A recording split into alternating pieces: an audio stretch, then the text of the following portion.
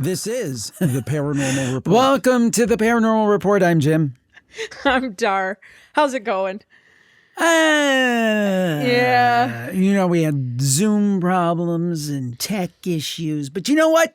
None of it stops us. They're trying to keep us down, Dar. They're trying to keep us down. They're not going to keep them down. You know, what they say, don't let it keep you down. So I'm doing that. I'm We persevere. We persevere. We do. Tonight, if you see this, and there's a very small window for you to see this before this happens, but if you're a Plus Club member and you're seeing this before 8 p.m. on Wednesday, March 4th, make sure to join us on our AMA. Now, Dar, how can people join us on our AMA if they are a Plus Club member? Okay. If you're a Plus Club member, you need to go and listen to the beginning part of some of the last few Plus Last Club behind episodes. the scenes, the one we did Especially with, Last Behind the Scenes, yes. Richard Kaczynski, yes. Yes. Mind Over Magic. If you listen at the beginning, it's going to give you a link that you can go to, and then go to the link and it will tell you how to join us. Exactly. And why did we have to do this, Jim? Because it's for Plus Club members only, so we have to keep it super duper secret. Yes. And we're we excited. do it I'm right excited. Yeah, I think it'll be a good time. And right on the page we say, please don't share this, because if we find out that it's being shared amongst non-Plus members, that would not be fair to Plus members, and we just won't be able to do them at all.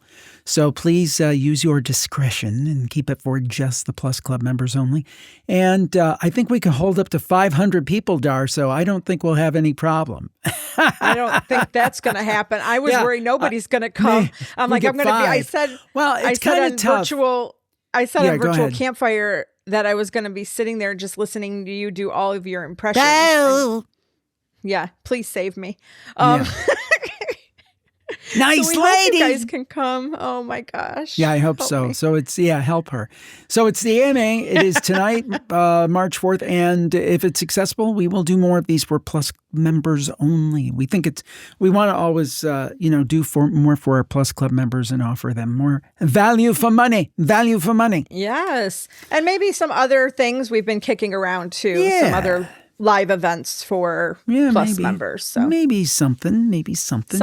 Before we get started, real quick. Oh, yeah, I know what you're going to say. Yes. I have to thank one of our virtual campfire members and a very big supporter of our show, PJ. She knew I've been going through a lot of junk, a lot of medical stuff. Lots of stuff's been going on. And she is such a great supporter that she has come to almost all of your live events and watched the library the same presentation. She probably knows it better than I do. She could probably get up there and recite it, but she was at our last one and knew I was down, and she made these adorable little ghost earrings for me. I don't know if you all could see them. My big fingers are in the way, but they are so cute. And I thanked her, but I wanted to formally thank her on this show too. That was really sweet. What a beautiful person to take time out of their life and schedule and think of me and do something creative. And I love them. So thank you. Thank you, PJ. Thank you. And thank you to everybody that came out. We had a really good turnout on that last one. That was our best event, I think. Excellent. Our best library. We had pretty much a full house.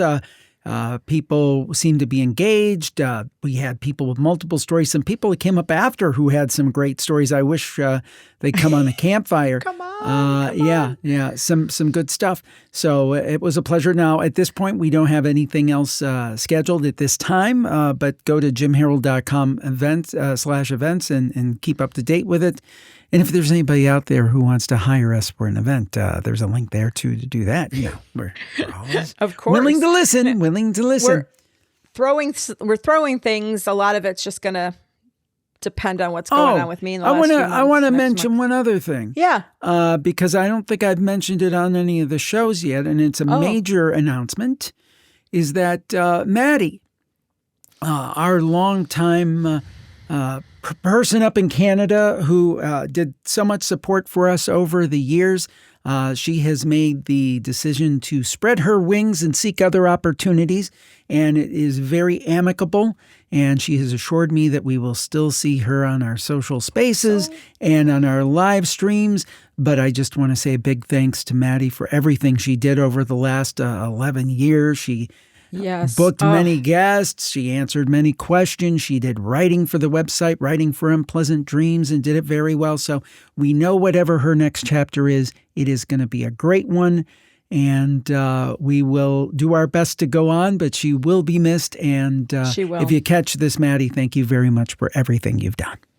Yes, we love you. And please don't lose touch with us. And absolutely, you are correct. You are correct. We need to stay in touch. And something we've been staying in touch with is this UFO story. It gets curiouser and curiouser, doesn't it? I mean, last week we had John Greenwald in his Black Vault site. Well, maybe hacked, maybe not, but disappeared. He got it back up and running, of course. But that was interesting timing. And this next thing is interesting timing. It may all be coincidental. You decide. Major General William Neal McCasland is missing. Now, why would you say this has anything to do with the UFO subject, for example? Well, it's very interesting because he was once the commander of the Air Force Research Laboratory at the Wright-Patterson Air Force Base, where he oversaw a $2.2 billion with a B science and technology portfolio, along with an additional $2.2 billion in customer-funded research and development. Now, of course, Wright-Patterson's where some people think they have the aliens, and also Tom DeLonge. To the Stars Academy claimed that he had been in touch with McCasland. So anyway, he is missing. McCasland is 68, and he hasn't been seen since late last week. Now, of course, there could be developments in any moment, maybe even by the time this is out. The Bernalillo County Sheriff's Office, and what state is this in? I was trying to see here. But anyway, they've issued a silver alert in response in concerns for his well-being. He was last seen February 27th at approximately 11 a.m. According to the alert, his direction of travel is unknown, and deputies have not been determined what clothing he may have been wearing when he disappeared. Because he is dealing with unspecified medical issues, you always wonder about things like dementia and things like that when this comes up. BCSO officers are increasingly worried for his safety and are urging residents to stay alert and report any potential sightings. Now, the thing is that the silver alert is kind of like an amber alert, but it's for elderly people if they're dealing, with medical conditions, dementia, those kind of things that, they could be dangerous to them. What's interesting, I had read, I don't know if it's true. I don't think it's in these articles. This one's from Newsweek.com. We'll have a link. Is that he left his wallet and his cell phone and his Apple Watch behind, almost like he didn't want to be tracked. But he brought so his phone? some people in the UFO community are speculating that there may be foul play or something. That maybe it's because of his connection with Wright-Patterson. Just very interesting that he has disappeared. They also point to some other mysterious deaths among astrophysicists and things. Now, I am not saying that it's a conspiracy. I am not saying that he's been kidnapped or there has been foul play, but this is something that has been brought up online, particularly because of that Wright-Patterson connection. It's super interesting. I'm sorry, it is. And speaking, like you brought up those astrophysicists. We haven't heard anything more about that, right? How like two of them were murdered. What was the motive really for that guy who? Yeah, wasn't one just shot like in front of his house in cold blood? Mm-hmm. I thought in front of, or was he in the house? It was just, and they thought there was a link, and then you heard nothing else. And they just, what they do is they expect everyone to forget, and we do. And a little more specificity about the Tom DeLonge connection. This is from the Daily Mail article. Tom DeLonge, founder of Blink 182, and of course, UFO To the Stars Academy, referenced McCasland multiple times, claiming he had advised him on disclosure matters and helped assemble an advisory team. He also suggested on a podcast that he was being advised by McCasland and several named and unnamed insiders to carry out a slow disclosure of UAP information to the American public from U.S. government or contractor sources. So McCasland, if you believe DeLonge, and I'll tell you what, say what you want about Tom DeLonge, since he's come on the scene in regard to UFOs, a lot of things have happened, and nothing was happening before he got involved. I find it very interesting. So I tend not to disbelieve him. I tend to believe Tom DeLonge. So I tend to believe that McCaslin was involved in some way. Now, could it be possible he was involved and he has some unfortunate medical condition that has nothing to do with this and he's missing? Absolutely. Mm-hmm. You know, sometimes a cigar is just a cigar, but draw your own conclusions. Well, let's just hope he I was about to say that. Yes. Prayers to him and his family. Yes. Feel for his family. I mean, you know, this is when anyone goes missing, and it happens a lot. I was just reading on a forum board that I go on a lot. There was a man who had dementia. He took his keys, took a large sum of cash, and left, and they could not find him. He was not able to be tracked. Very scary. You know, that's so scary for the family. Luckily, thank God, in his case, they did find him and he was safe and okay, but he couldn't remember how to get back home. So, you know, I just pray for everybody's safety out there, and it's hard. You know, we just think of little kids getting abducted and being missing, but we have to think of our elderly population as well, which I will be joining soon. Well, I was thinking about that. He's maybe 68. or maybe not. I'm only about a dozen years behind him. I mean, pretty soon I'm going to be elderly. Right. I don't know if I'll make it. I mean, if I live that long, you know, that's a big presumption you'll be too. Okay. You will. But no, nobody knows that. We know that from recent events. Yes, we do. There's this one YouTuber that we follow in a totally different category. I won't even say who it is. But he just found out he had a brain tumor. Did they say it was cancerous or not? They don't. They haven't gotten to that far. It almost certainly is because he's got a history of cancer. But the point is that you don't. That's something that I've recently, just an aside, and not that anybody cares. I don't know. Maybe we talked about this on Behind the Scenes, but lately I've really been thinking about this. That if there's stuff you want to do, you know, once you hit a certain age, you better start doing it because tomorrow is guaranteed to no one, less so as you get on in age. So it's made me think about a lot of things. I've been thinking about a lot of things. Yeah. Yep. But I tell you one thing that I have never changed my opinion on. I intensely dislike hackers. Okay. Yep. I'm foursquare against it. But this is an interesting story of a hacker and how he hacked NASA's systems. A very prominent and historic case, and there was some new information or a recap that came out about it, correct? Yes. Daily Mail has put out an article about this British computer hacker. Many of you may know him, Gary McKinnon. Mm-hmm. Jim knew him right away. Me not being as versed in all of this stuff, I had no idea. So he kind of I don't know. He took over the biggest military computer hack of all time, breaching 97 government sites in 2002.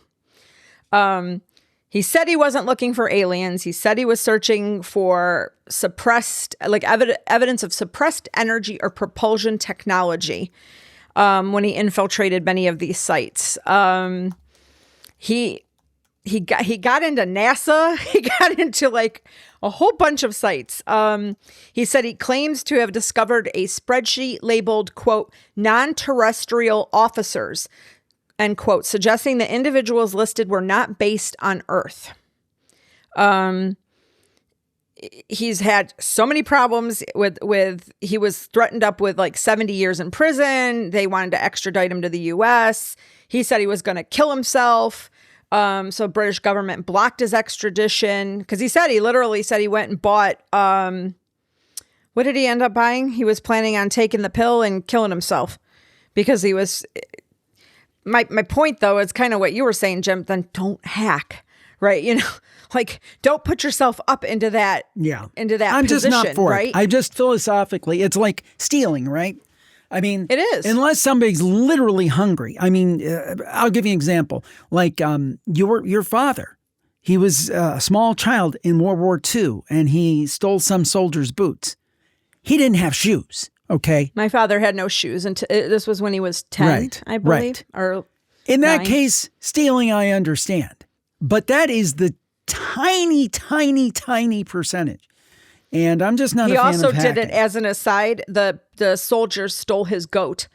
So he said he was going to get their shoes. So they were steal my polishing their goat. shoes. It's like that scene from. He what got was his it? goat back Untouchable. too. He took his goat back too. He got his both. goat. No, but I like that. I like that. Well, but the point is that I'm just philosophically against hacking. Period. So even though it's disclosure, I think would be a good thing, and I want the information out, but I don't believe folks should resort to hacking. So I don't want people to think like I'm a fanboy for Gary McKinnon, because I'm not. No. Well, can you believe he said he scanned like a ton of IP addresses for government computers and they were protected by blank passwords? Oh, that wouldn't surprise me at all. Yeah. The incompetency of the bureaucracy is mind-numbing. He got into the NSA, Defense Information Systems Agency, Department of Defense, the Army, the Navy, the Air Force, and NASA.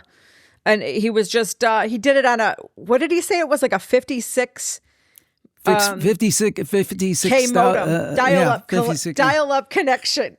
He said, and he had to lower the color resolution to speed up the transfer. I mean, I know I'm kind of laughing about this, and I shouldn't be, because this was, I'm not a proponent of this either. Do I want the information out there? Absolutely, but we're not going to go steal it. You just can't do that. Right. It's just not right. And they ended it. They found him. His session. He saw, the thing was he saw this like hemisphere kind of appearing, and he thought it was a planet, and then it started becoming more detailed. And he said there were no bolts, no screws, and he didn't see any antennas. And he said, boy, that does not look like a planet. And as soon as he was starting to really look at it, someone else got the computer, took it over, and kicked him out. The one thing else I wanted to say about this article was there was a really interesting quote, if I could find it. He was talking about, of course I can't find it now. Oh, I can't. But do anyway, that. I'm gonna copyright strike. No. Anyway, he's still wanted. He still has an arrest warrant under Interpol, so he can't come anywhere near the United States. Yeah. But yeah. This was it. He said he had read testimony from former NASA contractor Donna Hare, who claimed that while working in the same building in the late 1980s or early 1990s, she was shown an image of a large white disk casting a shadow on Earth. According to McKinnon, Hare alleged that such anomalies were removed before images were sold to the public. Quote, well, we always have to airbrush them out before we sell them to the public, he quoted her colleague as saying. So that's all I wanted to put out there. Yeah. But maybe. Well, but don't hack. That's the exactly. Well, we want the info, but want it right. That's right. And someone over in the UK is pushing for some disclosure about Rendlesham Forest. Of course, that's a 1980 UFO incident that is essentially known as the British Roswell. And Mark Christopher Lee is also the person who put out that President Trump is going to be disclosing all of this info. He has basically urged Prime Minister Keir Starmer to follow in the footsteps of what he says President Trump is going to do in order the full disclosure of British files connected to the events in Rendlesham Forest. And I just want to make a quick aside about the whole U.S. disclosure thing. Do you kind of think that might get pushed on the back burner now because of certain geopolitical events in the last week, as in starting a war? So I think, if we had hope of something happening in May or something, or some kind of press conference, or the aliens are real. Now, who knows how long this Iranian thing is going to last? But if this drags out, I doubt very seriously, even if this was planned, that it will happen. So it'll be very interesting. I mean, of course, those geopolitical events are very, very important. And, we hope that that our service members, get by, and we thank them for serving the country. And I personally don't mourn the loss of the supreme leader at all. I think Iran is a terrorist state, and, whatever they get They have Their come to government, the government. not their people. That's right. That's exactly what I was about to say. Their government, not their people. Their people need to be liberated. But the point is, they want that so badly. Yeah, it sounds like it. It sounds like it. So, but what I'm saying is that with something like this, if it strings along, it is going to, even if there's good intentions in a plan, it would block it. Anyway, just stream of consciousness. But anyway, let's go back to this story. Rendlesham Forest. Of course, this happened over the Christmas weekend of December 1980. Supposedly there was a craft and all of this. And if you don't know the Rendlesham Forest incident, look it up. It's a very, very interesting incident. And also it was interesting that base there supposedly had nuclear weapons. So that was interesting too. But the point is that Lee has asked the PM of Britain, Keir Starmer, to order the full disclosure of British files connected to the events in Rendlesham Forest. And you know what difference I think that will make? None. Do you think Keir Starmer's going to hear that and say, oh, yes. But he said, with the U.S. leading the way, the rest of the world must now follow. Countries like France, Brazil, and others have already declassified files. The U.K. cannot lag behind. This is the moment to kickstart full transparency here and give witnesses a safe platform. He said, I regularly receive reports from pilots, military personnel, and members of the public who have witnessed or experienced UFO phenomena, but they refuse to go public due to fear of ridicule. By the way, Dar, producer now of the Paranormal Podcast, let's see if we can book Mr. Lee on the show. Oh, he's on my list. There you go. He's on my list. I've got a huge list. I got a huge list. A couple of these page, I have like all kinds of people that I would like to see on there. But well, we will keep working towards it. We will keep working towards it. And since we're talking about the eye in the sky, there's another NASA development, right? Yeah. We're not going to the moon, guys. They're not landing. They are. I'll correct myself. They are going to land, just not when they said they were going to. They changed the entire Artemis mission. The whole program actually has been changed. So Artemis 3 was supposed to land soon, and now they're saying, nope, it's just going to be a test flight for a lunar lander and spacesuits. And now the human landing is planned for 2028 using Artemis 4. And they're going to accelerate the launch schedule to every 10 months because they want to make it similar to the way the Apollo program was run. Likely story. Yeah, as I was reading these articles, so the one I'm using, there's one from CNN, one from Smithsonian. They're basically the same. They read the same, which means, in my opinion, it's skewed the way they want it to. So Artemis 3 is not even going to go until 2027. It's not going to take humans. It's going to be a test flight to serve as a meetup between the Orion crew capsule and one or both lunar landers being developed by SpaceX and Blue Origin. And it's going to give the astronauts a chance to try out the new spacesuits. I really love how this all got changed, and they just keep pushing it back. And right. I know they're going to say, well, money, but they said there's a ton of problems with the hydrogen fuel leaks and helium flow problems during tests. And, he's saying when you're launching every 3 years, the Isaacman, who's the head of NASA, was saying, when you're launching every 3 years, your skills atrophy, you lose muscle memory. He wants to standardize everything, do it every 10 months like Apollo did. Yeah, Mike, here's my question. And I told you this when we were talking about this. Okay. When did we go to the moon, Jim? When did we land on the moon? That very important year, 1969. That was a really big year in many ways. Yes, and then we went a number of times following that up until you told me 1972, correct? Right. And 12 men walked on the moon, correct? So 1972. What year are we in, Jim? Last time I checked, it is 2026. That is almost 57 years. How were they able to figure out how to send people to the moon in 1972 with 1972 technology, but we have technology that's leaps and bounds ahead of the 70s, and we can't do it quicker? And I know people are going to say, well, it's money. It's money. No, it's not money. There's something going on. I'm sorry. Well, let me be clear. I will state my opinion, and then you do can your state opinion. yours. My opinion is we absolutely positively went to the moon. I don't have any question in my mind that man landed on the moon. I just know something. I'm getting a little gray streak like here. Oh, my God. Well, I'm like a skunk. Anyway, but that's okay. Well, I was born in 1969, so I can, a few gray hairs is okay at this point. But anyway, same year of the moon landing, of course. You're distinguished. Men are distinguished. Women are just old. Oh. So move on. It's true. You know that. I think gray hair can be a kind of, well, I won't get into it. My God. Little gray hair. Let's talk about that later. Okay. Let's talk about that later. But anyway. Holy cow. Hey now.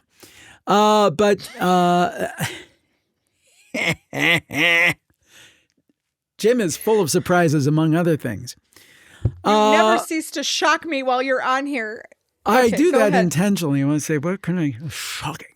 Anyway, the point being that I believe they fully went to the moon multiple times, actually.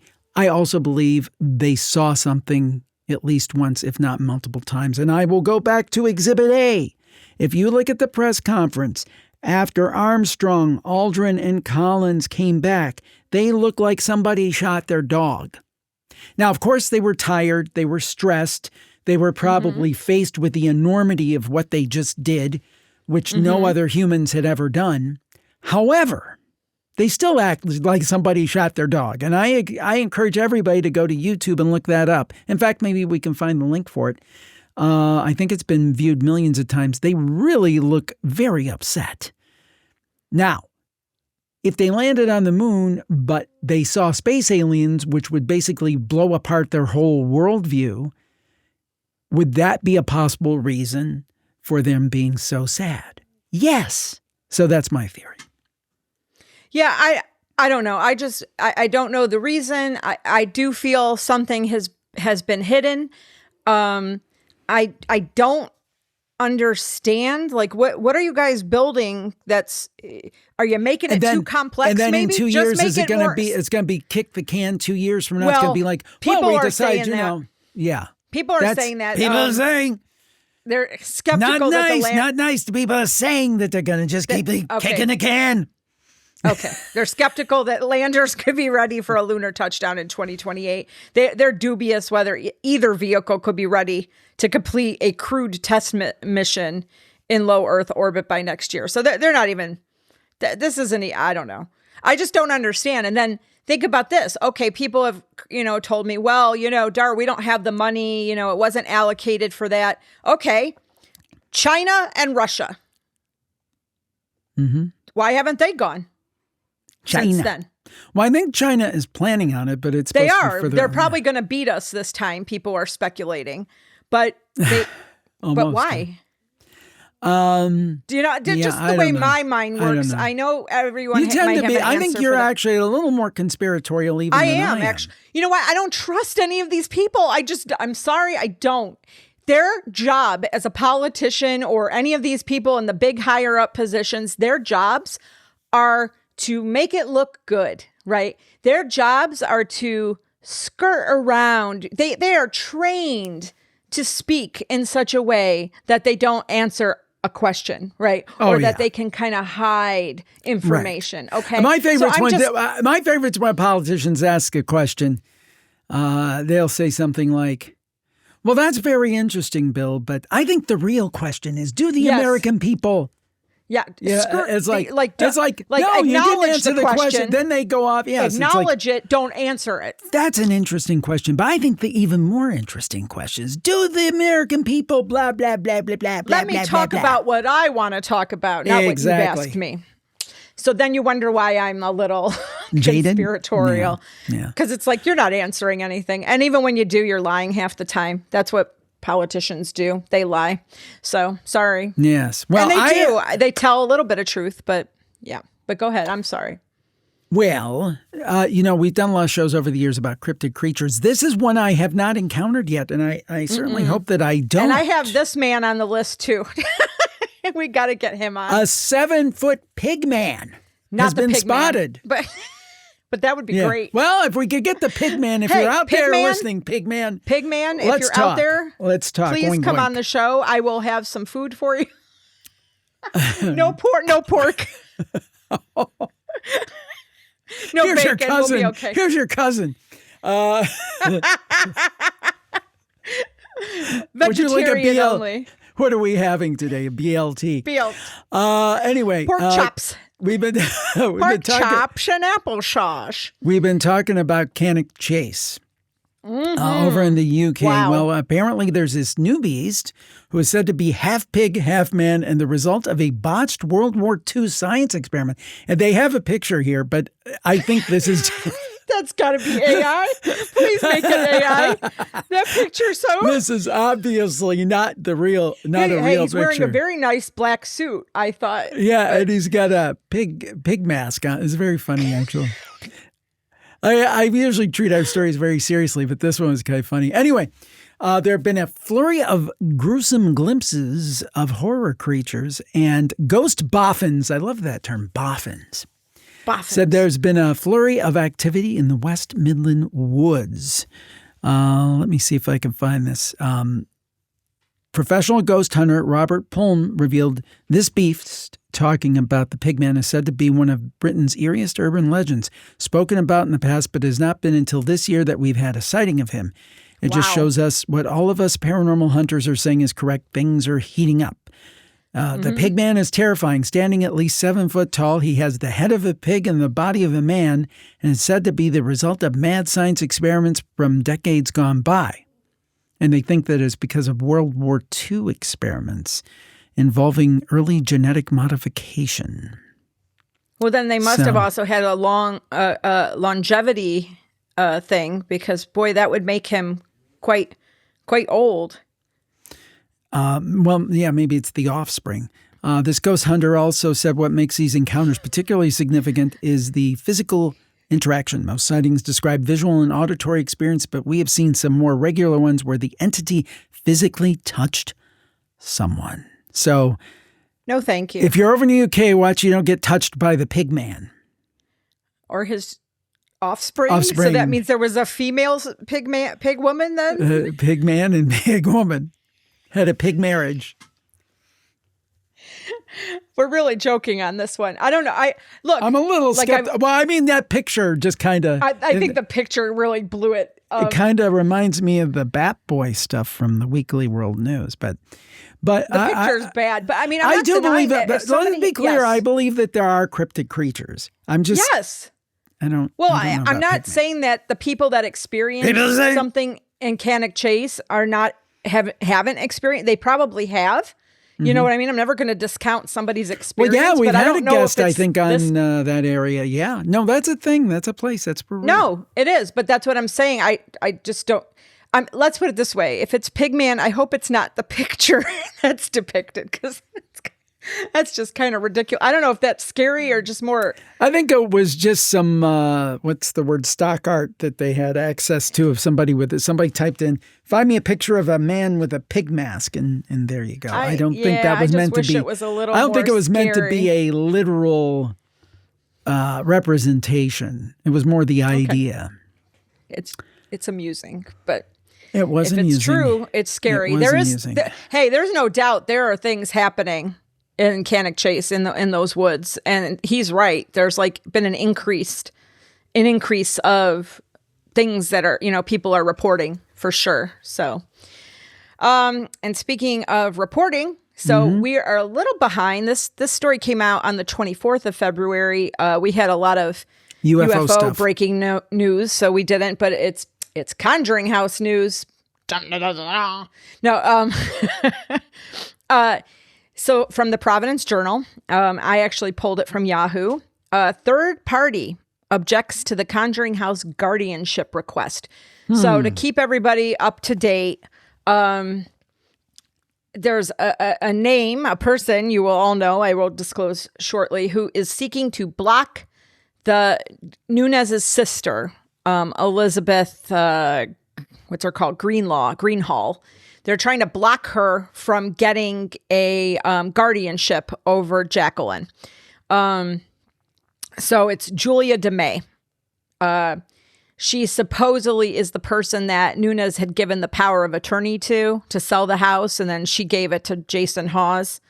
So she's trying to block this this guardianship. And actually, it's happening right today on March 4th. There is a hearing today in Suffolk Probate and Family Court in Boston.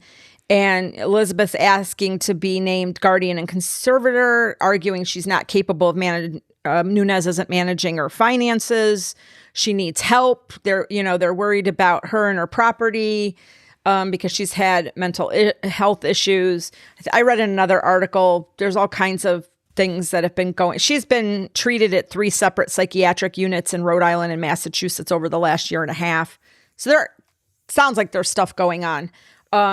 I don't know what the court's going to say, but that it's happening today. But Julia DeMay is trying to block this. So they're going to have that case today. They said they don't think much is going to happen in this thing today. They're just saying that the court could appoint a lawyer to represent Nunes's interests. So it's a lot of legal stuff going on. So there were other things happening. There's another article that also came out right around the same time. And the title is Why a YouTuber Keeps Telling Burrillville Police He Owns the Conjuring House. So Elton Casty keeps telling police detectives that he owns the house. So this gets so complicated because Casty and his company own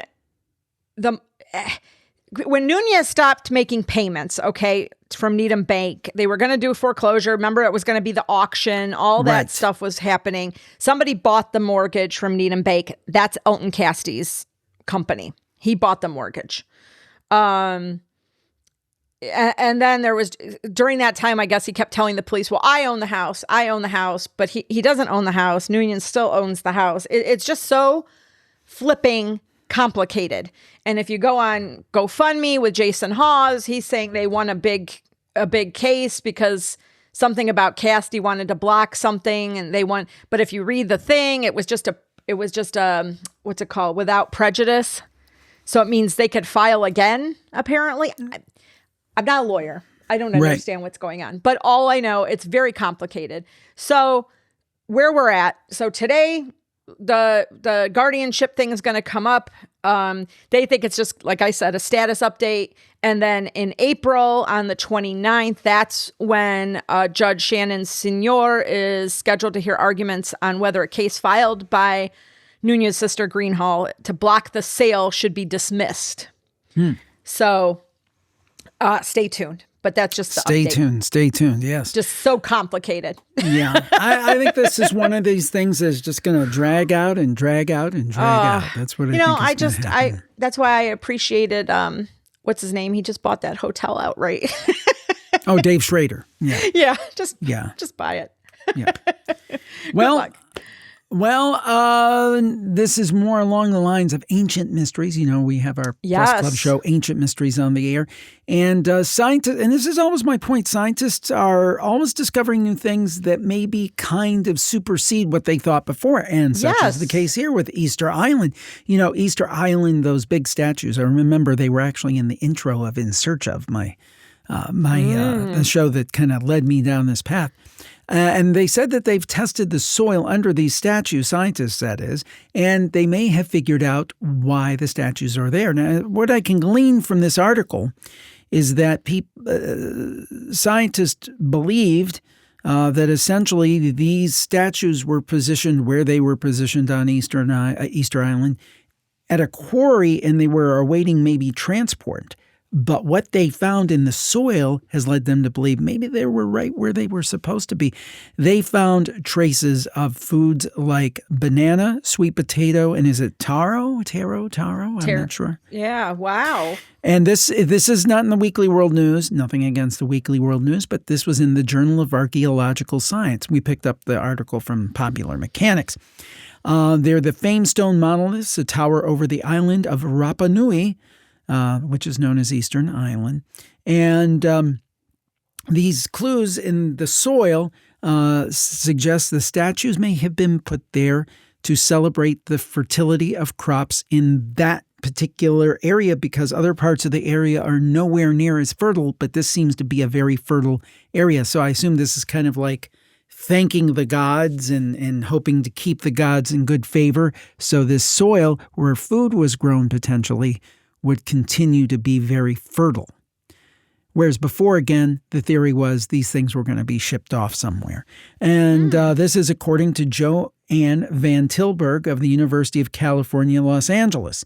And she has studied the origins of the Mai people, along with Rapanui artist Christian Avelo Pacare and other members of the local community. And they recruited soil scientist Sarah Sherwood of the University of the South in Tennessee to analyze the soil of two statues particularly found perched upright in the Rano Raraku quarry on the eastern part of the island. This is full of tongue twisters.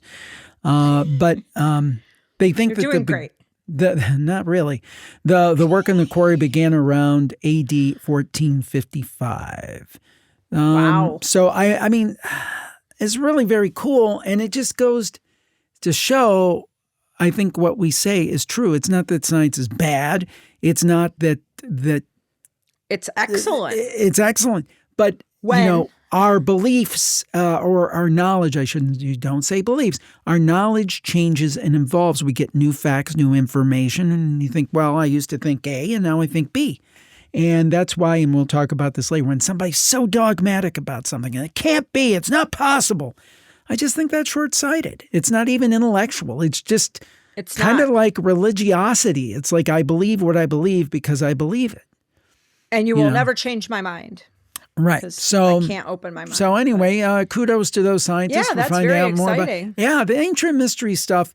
It interests me because it's interesting to see the people that came before, the ingenuity that these people had, and we saw it at Stonehenge. Yes. The things that they did with zero technology. Now, some people say there were ancient aliens involved in some of these things. I wouldn't totally discount that, but these people were really smart with the limitations they have, and we should never lose sight of that.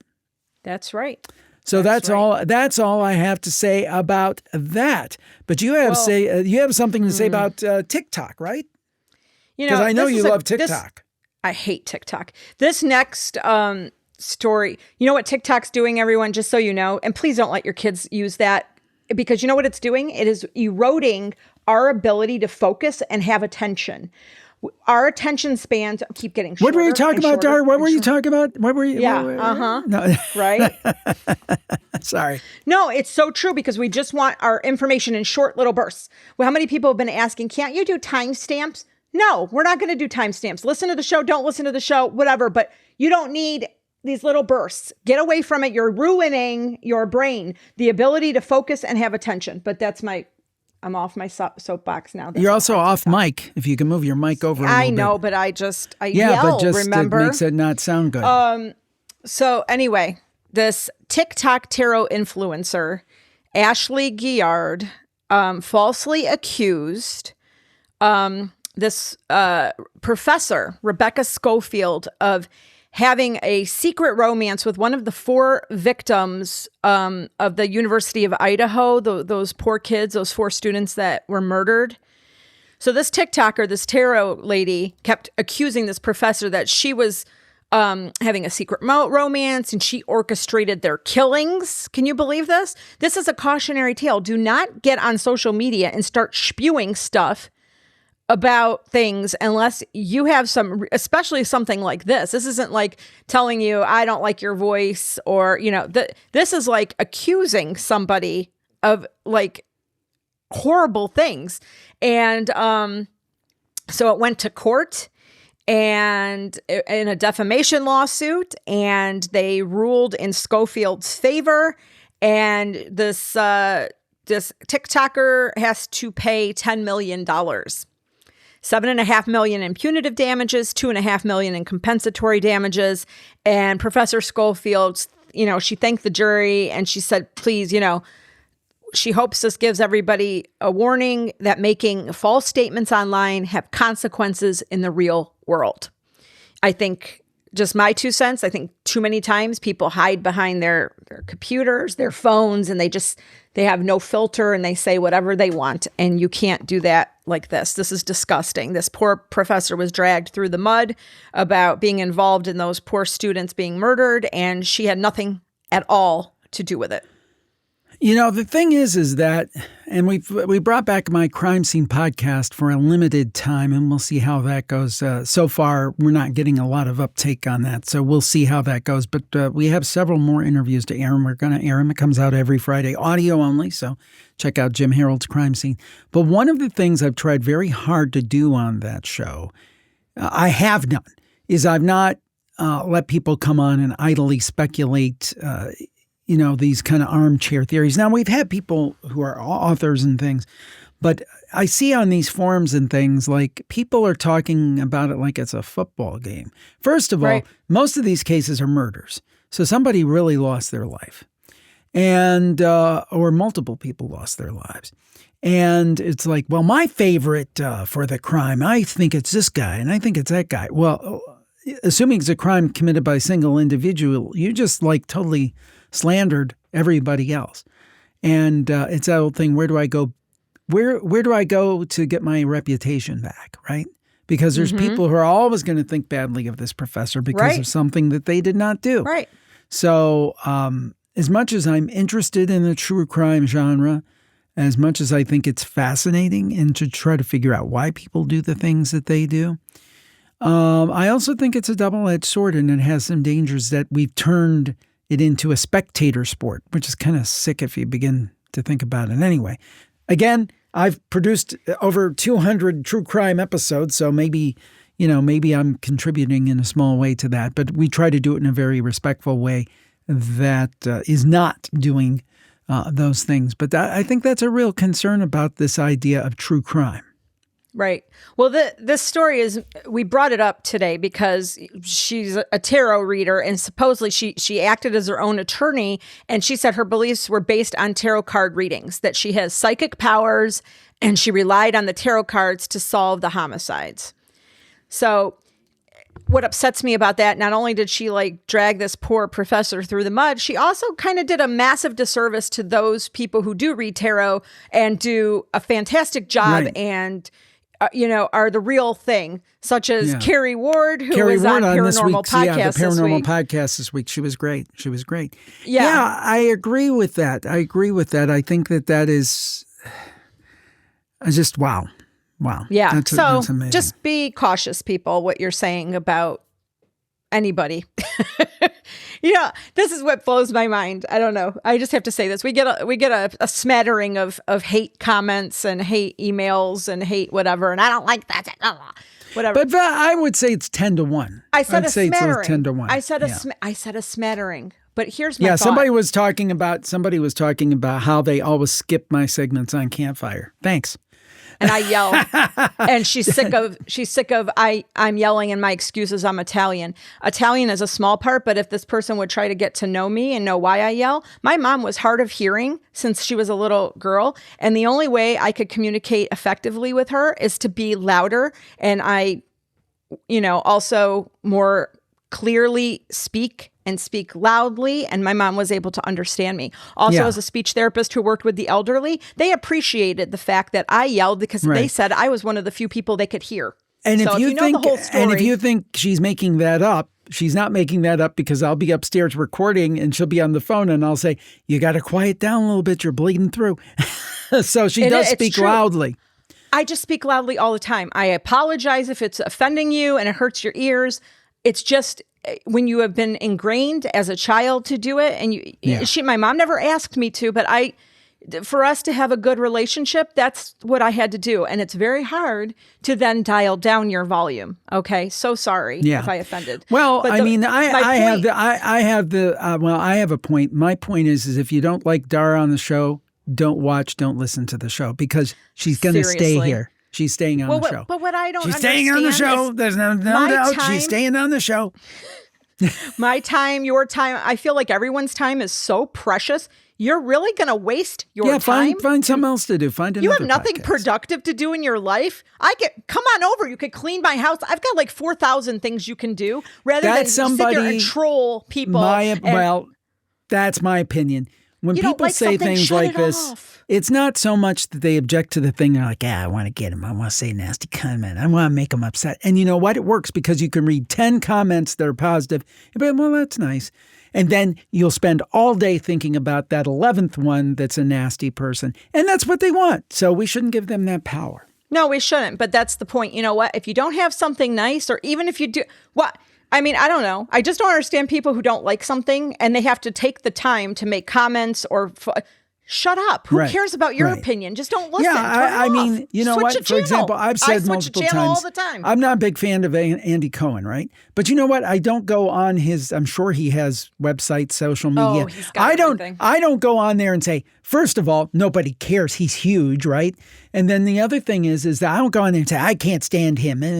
It's like no, I just don't partake in his brand of entertainment. You don't watch his stuff. That's right. Yeah, that's all. That's all. Just do that, people. I don't know what's wrong with this society, this world that feels like everybody's opinion's the opinion. Well, let's move on. I have. Uh-oh. Oh, I love this story. Breaking news, Dar.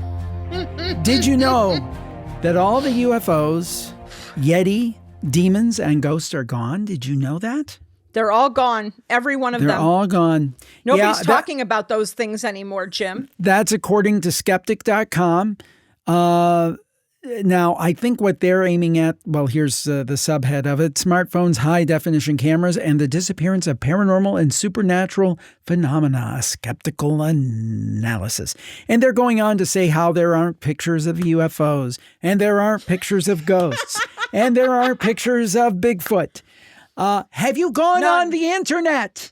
Now, I'm not saying they're all real, but have you gone on the internet? Did you see the camera footage that came out from the United States Navy of UFOs? Apparently not. Have you seen that? Released by the United States government. Have you seen that?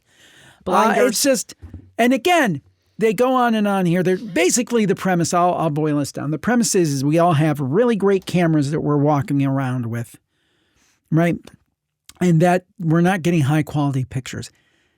These are high quality cameras to a point. They're high quality cameras if you want to take a picture of your family in broad daylight. They're if you want to take snapshots. If you're trying to scan something going 5,000 miles an hour across the sky at night, they're not good cameras, okay? So the whole premise is... But see, they don't exist. Because you can't take the picture, Jim. It doesn't exist. Right. That's it. And then nobody's ghosts. talking about this first anymore. of all, if there are ghosts... Who knows if they can be photographed? And yes, I know historically there have been ghost photographs and many of them have been proven to be hoaxes. I have no doubt.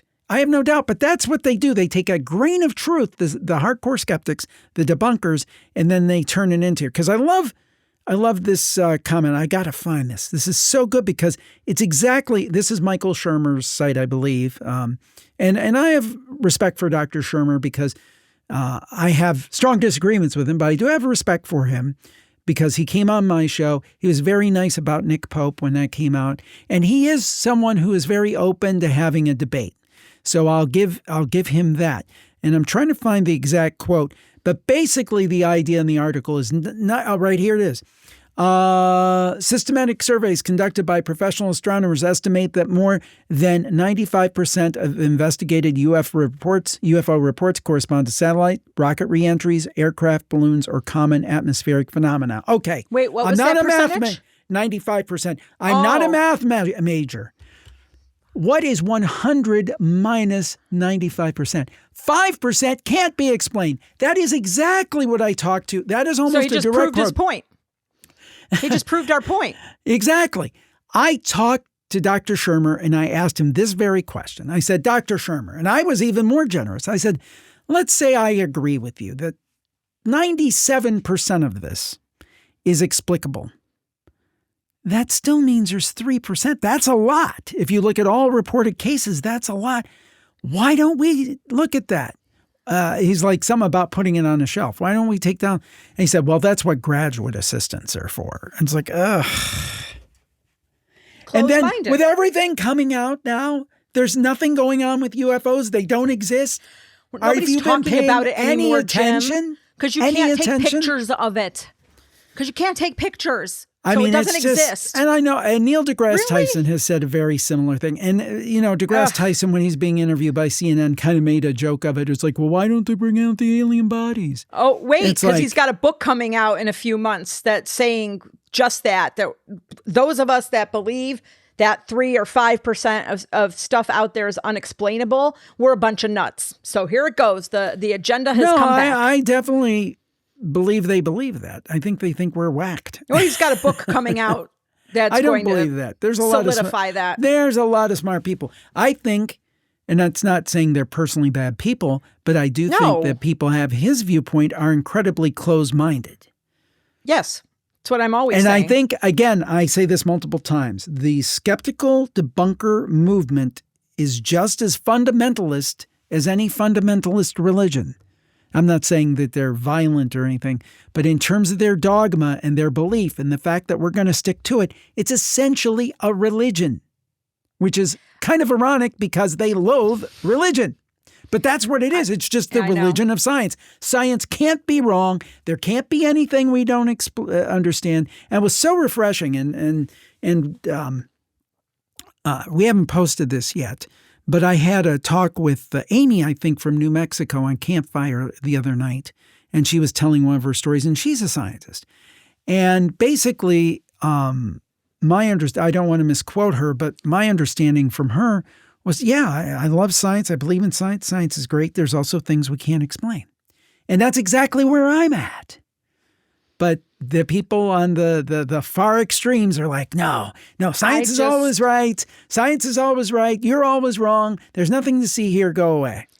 I just can't understand people who think they know everything and that they are always I don't right. know. I mean, Nobody it could turn out knows it everything. could turn out there is nothing to UFOs. Yes, it could turn out there's it nothing could. to Bigfoot. It could turn out or to it be could the be the case. opposite as well. So why Exactly. are you not keeping an open mind and saying, you know what, instead of me doing an experiment that says this, which I already believe dogmatically that it's this, why don't I engage in an experiment for the opposite?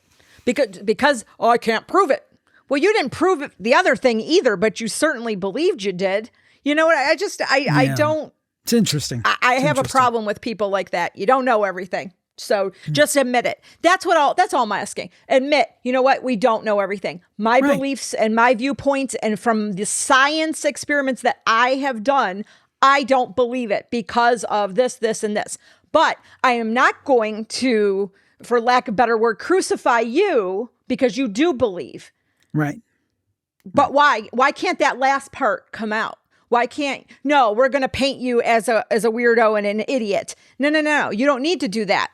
That's just wrong. Sorry. So that to me already negates you as a great, maybe not as a great scientist, but as a great human being. Because to discount what somebody else has experienced or went through and just say, well, no, I've done the science and it can't be that way. Short-sighted. There you go. So you have our last story for the week. Tell us all about it. Well, are you going to do a weird news one after mine? I don't know. I asked you about that before, but anyway, you can ponder that. You could ponder that while I'm doing this story. This story is very, very difficult. Okay, because I literally could not find any other information on the internet about this story except the one that I have found. I will say, if you do Google it yourself, you're going to find a ton of stories about this topic that occurred, I think, close to around the same time or just a few years ago in Italy. It's not the same story. It's not the same thing. Mm-hmm. So the story is from the possibilityproject.com.au. Okay. Mystery of the Virgin Mary's bloody tears. DNA tests lead to startling conclusions. Okay. So there's a small village of Caccia, that's how I would say it, but nestled in central Italy, very quiet, people very devoted to Mary there. And in recent months, this whole church and everything, people are going crazy, believers and skeptics, because it began with reports of the local statue of the Virgin Mary shedding tears of blood. Everybody came because they said it was a miracle. Skeptics said it was a hoax. The Catholic Church said we got to do an investigation, and they enlisted the aid of DNA experts. And what they found. So I guess this started in the fall of 2022. And like I said, there's another story out there of a couple that was proven that they hoaxed the Virgin Mary blood tears, but that was near Rome. It was a completely different area. This supposedly is different. This is the Church of Santa Rita in Caccia. Deep red blood tears coming down. People were like, oh my gosh. So the church is like, okay, we've got to get some scientists and DNA analysts on this. And they took the tears and they did a battery of tests, and they were trying to find whatever they suspected it was just a hoax or a clever illusion. But the analysis found that it was human blood. But this is where it gets really weird. It was not simply human, that it contained a unique genetic profile and one that did not match any known individual, living or dead. There's some wild stuff. They said it was it's just so startling. It had traces of a rare genetic mutation, one that had never been observed in any human population. So now they're thinking, are they not of earthly origin? Is this like supernatural? So now everybody is like up in arms. You've got, scientists. What does this mean? And oh my gosh. And there's like all this division. And then you've got the faithful say, see, this is like, these were Mary's tears because she suffered and people are upset. So, I mean, it's going all over the place. The reason why I wanted it to end, I just thought it was very, very interesting. Because the DNA, so the science that they always hide behind or whatever, is saying, no, we don't know. Is that what did they say again? No. That's a direct quote. It's a direct quote. So they don't know. They really don't know, and they don't know what the implications of this is gonna, what they're gonna show. Like, is this gonna be harmful for the church? But this was the best quote, and it's from Dr. Emilio Rossi, forensic geneticist of the University of Pisa. Quote, "The tears of blood are a stark reminder that the boundaries between the natural and supernatural realms are often blurred. As a DNA expert, I am fascinated by the genetic anomalies we have uncovered, but I am also deeply humbled by the implications. This is uncharted territory, and we must approach it with both scientific rigor and an open mind." Amen. Thank you, Dr. Rossi. Every scientist should say that. Scientific rigor, open mind. There we go. So there you go. There you have it. Well, I want to believe, and the truth is out there apparently, there's going to be an X-Files reboot. Oh, that's not it. What do you mean? That's not the story.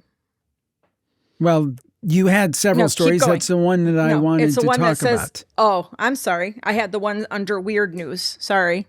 Okay. Well, this was the one I picked. I'm sorry.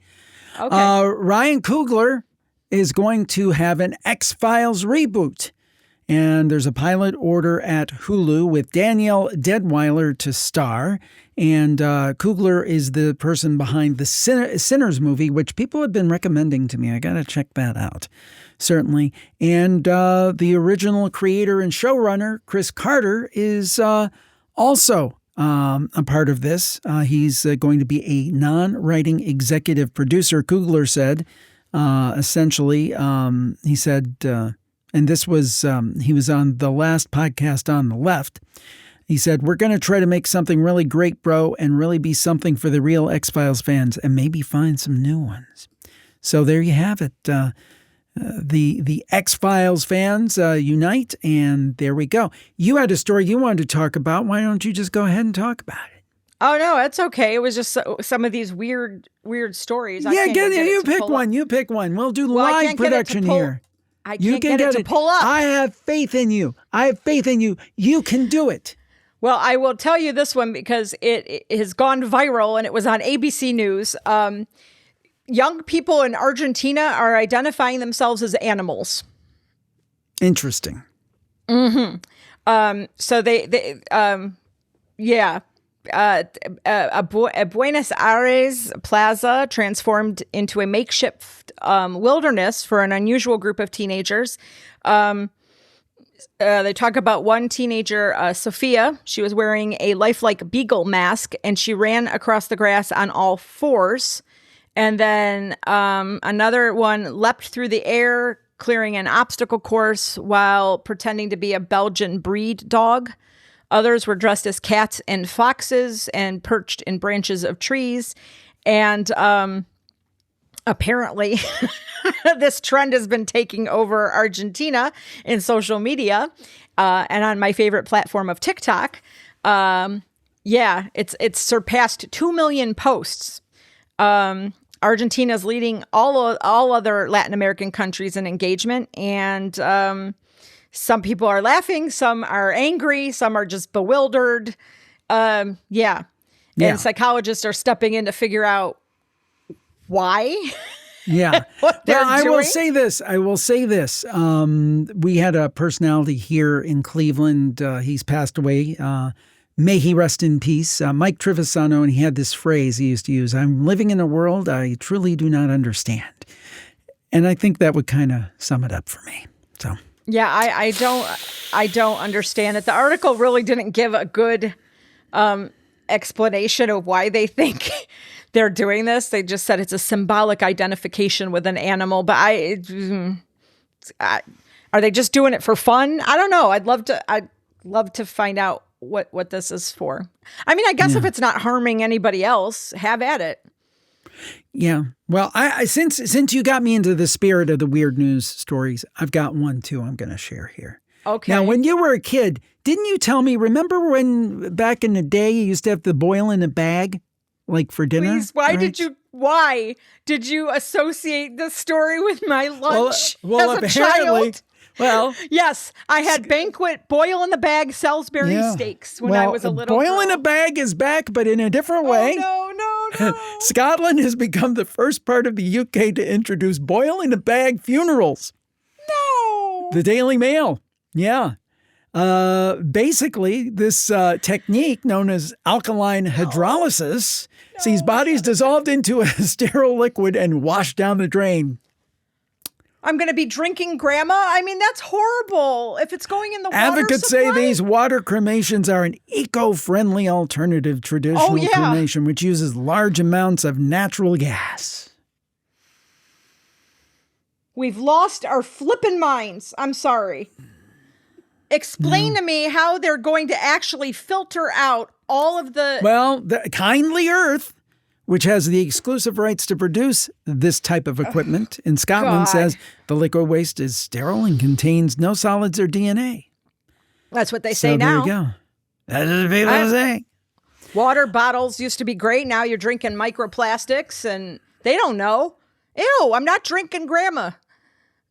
The general manager, take a bath with Helen my cousin. Chandler of Kindly Earth, says each family has different values and priorities. Some people, particularly those planning ahead for their own funeral, are looking for options that feel more aligned to their own preferences. Hydrolysis provides that additional choice. Oh, I don't think so. But I will beg to differ. Bless but I guess if you think about it, I mean, let's we always say be even-handed and open-minded. So let's go ahead. I mean, it probably reduces, the impact on the environment. the dead bodies aren't taking up space. It's just kind of like they're gone. I don't know. I mean, I wouldn't want it done.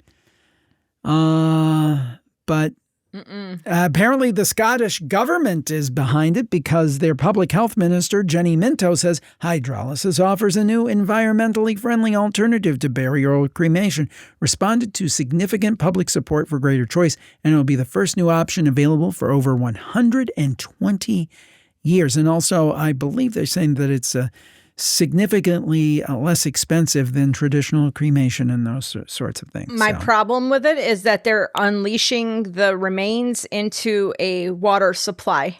And I know they're saying that it'll be filtered and all this, treated and all that. I can't trust them because, like you all know, I don't trust anyone. And I certainly don't trust people to do their jobs correctly nowadays. So I'm concerned. What if it gets into look at how many things get dumped into the waterways now. I mean, if you want to have your loved one like demolished that way or buried whatever you want to call it, if you want it taken care of that way, that's great. Maybe they should just find like almost like an urn, what they do for cremation, or some kind of vessel to keep the water with you. I don't want that in my water supply. I just, ew. You could keep them in a jug in the refrigerator. Always be close. What's that song, Little Brown Jug? Okay, no, this is game.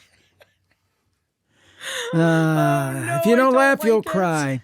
Well, thank you for joining us on another edition of the Paranormal Report. If you're a Plus member and you hear this in the next couple of hours before it, 8 o'clock tonight, March 4th, please join us for the Ask Me Anything with myself and Dar, 8 p.m. Eastern, and you get the link. How do you get the link, Dar? How do you get the link? You have to go and listen to one of the recent Plus Club shows at the beginning of the show. Before we even get started, you will hear how to access the link. You will get the info you need. Fabulous. Well, thank you all for joining us. We appreciate it. We'll talk to you next time on the Paranormal Report. It's time to dance. Bye. Have a good week. Teddy, do you want to dance? Stay spooky. There's no music. I don't know what's going on. There's no music, but we'll dance anyway. But we'll put it in after the fact.